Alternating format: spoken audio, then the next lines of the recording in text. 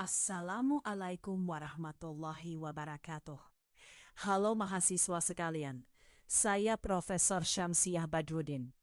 Pada pembelajaran kali ini akan membahas satu topik yang sangat penting dalam statistik sosial dan metode penelitian, yaitu bagaimana memilih teknik statistik yang tepat berdasarkan skala data dan tujuan penelitian.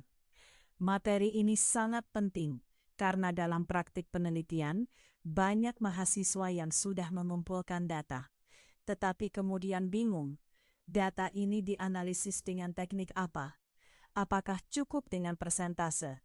Apakah harus menggunakan korelasi? Apakah perlu uji T, ANOVA, chi-square, atau regresi? Kebingungan seperti ini biasanya muncul karena mahasiswa belum memahami hubungan antara jenis data, skala pengukuran, dan tujuan analisis. Padahal, pemilihan teknik statistik tidak boleh dilakukan secara asal. Teknik statistik harus dipilih secara logis dan metodologis. Jika salah memilih teknik analisis, maka hasil penelitian bisa menjadi tidak tepat. Oleh karena itu, pada video ini, kita akan membahas secara sistematis bagaimana cara menentukan teknik statistik yang sesuai. Mari kita mulai dari prinsip dasarnya terlebih dahulu. Dalam penelitian, pemilihan teknik statistik setidaknya dipengaruhi oleh dua hal utama. Yang pertama adalah skala data. Yang kedua adalah tujuan penelitian atau tujuan analisis. Kita bahas dulu tentang skala data. Dalam statistik, secara umum kita mengenal 4 skala pengukuran data, yaitu nominal, ordinal, interval, dan rasio. Skala nominal adalah skala yang hanya membedakan kategori, tanpa menunjukkan urutan. Misalnya jenis kelamin, agama, status perkawinan, program studi, atau jenis pekerjaan. Pada data nominal, angka kalaupun dipakai hanya sebagai kode. Misalnya laki-laki diberi kode 1 dan perempuan diberi kode 2. Angka ini tidak menunjukkan bahwa 2 lebih tinggi dari 1. Jadi, nominal hanya membedakan, bukan mengurutkan. Skala ordinal adalah skala yang sudah menunjukkan urutan atau peringkat, tetapi jarak antar peringkat belum tentu sama. Contohnya tingkat pendidikan, tingkat kepuasan, status sosial ekonomi rendah, sedang, tinggi, atau ranking lomba. Kita tahu bahwa tinggi lebih dari sedang, dan sedang lebih dari rendah, tetapi kita tidak tahu pasti berapa jaraknya.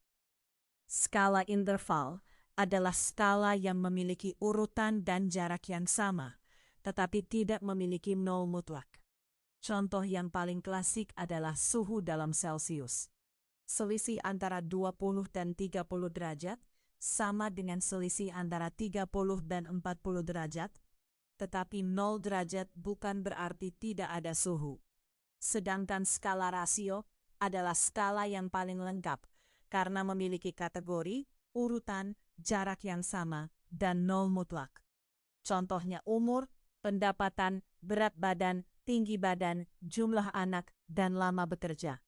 Kalau seseorang memiliki pendapatan 0, itu berarti benar-benar tidak ada pendapatan. Sekarang kita beralih pada faktor kedua, yaitu tujuan penelitian.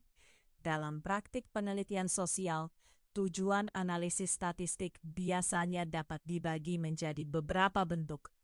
Ada penelitian yang hanya ingin mendeskripsikan data, ada yang ingin membandingkan kelompok, ada yang ingin melihat hubungan antar variabel, dan ada pula yang ingin melihat pengaruh atau prediksi. Mari kita bahas satu persatu, karena disinilah letak kunci pemilihan teknik statistik. Kalau tujuan penelitian adalah mendeskripsikan data, maka teknik yang dipilih biasanya adalah statistik deskriptif. Misalnya, peneliti ingin mengetahui komposisi jenis kelamin responden, distribusi tingkat pendidikan, rata-rata umur, atau persentase tingkat pendapatan. Dalam kasus seperti ini, Peneliti tidak sedang menguji hipotesis hubungan atau pengaruh, melainkan hanya menggambarkan data apa adanya.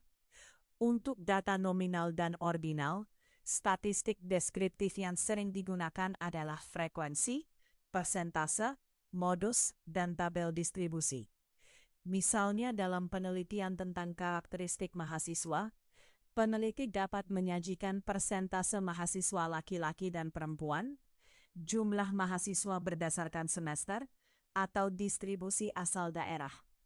Untuk data interval dan rasio, selain frekuensi dan persentase, peneliti juga bisa menggunakan mean atau rata-rata, median, standar deviasi, nilai minimum dan maksimum. Misalnya rata-rata usia responden adalah 21 tahun, rata-rata pendapatan keluarga adalah 4 juta rupiah, dan seterusnya. Jadi, jika tujuan penelitian hanya menggambarkan keadaan data, statistik deskriptif adalah pilihan utama. Selanjutnya, bagaimana kalau tujuan penelitian adalah membandingkan dua kelompok atau lebih? Di sini, teknik statistik akan dipilih berdasarkan skala data variabel yang dianalisis dan jumlah kelompok yang dibandingkan. Misalnya, peneliti ingin mengetahui apakah ada perbedaan rata-rata nilai statistik antara mahasiswa laki-laki dan perempuan. Variabel jenis kelamin adalah nominal dengan 2 kategori, sedangkan nilai statistik biasanya berskala interval atau rasio. Jika data memenuhi asumsi parametrik, maka teknik yang tepat adalah uji T2 sampel independen. Contoh lain, jika peneliti ingin membandingkan rata-rata motivasi belajar mahasiswa berdasarkan 3 kelompok kelas, misalnya kelas A, B, dan C, maka teknik yang tepat adalah ANOVA satu arah jika datanya parametrik. Tetapi bagaimana jika data yang dimiliki tidak memenuhi asumsi parametrik atau data yang dianalisis berskala ordinal? Dalam kasus seperti itu, peneliti dapat menggunakan teknik non-parametrik. Untuk 2 kelompok, bisa digunakan Mann-Whitney U-test. Untuk lebih dari 2 kelompok, bisa digunakan Truskal-Wallis test. Sekarang kita masuk ke tujuan penelitian yang sangat sering digunakan, yaitu mengetahui hubungan antar variabel. Kalau peneliti ingin melihat hubungan antara 2 variabel, maka teknik yang dipilih tergantung pada skala datanya. Jika kedua variabel berskala interval atau rasio, dan data berdistribusi normal, maka teknik yang paling umum digunakan adalah korelasi Pearson. Misalnya, peneliti ingin mengetahui hubungan antara lama belajar per hari dengan nilai ujian mahasiswa. Karena kedua variabel dapat dinyatakan dalam angka dan bersifat numerik, maka korelasi Pearson dapat digunakan. Namun, jika salah satu atau kedua variabel berskala ordinal atau data tidak memenuhi asumsi normalitas, maka peneliti dapat menggunakan korelasi Spearman. Misalnya, hubungan antara tingkat kepuasan mahasiswa dengan persepsi terhadap kualitas pelayanan akademik. Lalu bagaimana jika kedua variabel berskala nominal? Misalnya, peneliti ingin mengetahui hubungan antara jenis kelamin dengan pilihan organisasi mahasiswa. Dalam kasus seperti ini, teknik yang tepat biasanya adalah chi-square. Chi-square digunakan untuk melihat ada tidaknya hubungan antara 2 variabel kategorik. Jadi, hubungan antar variabel tidak selalu dianalisis dengan korelasi Pearson. Mahasiswa harus melihat terlebih dahulu bentuk data yang dimiliki.